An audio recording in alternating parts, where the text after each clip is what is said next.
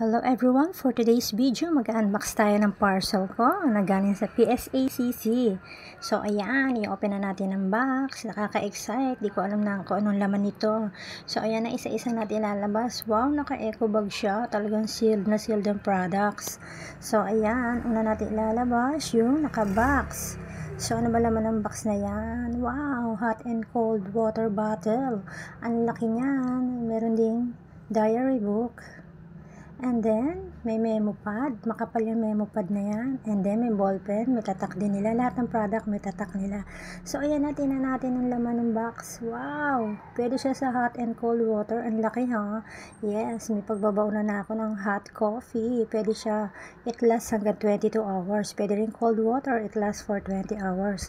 So, ayan guys. Thank you sa mga blessings. God bless us all. Thank you for watching. Like, comment, and share my video. Follow for more.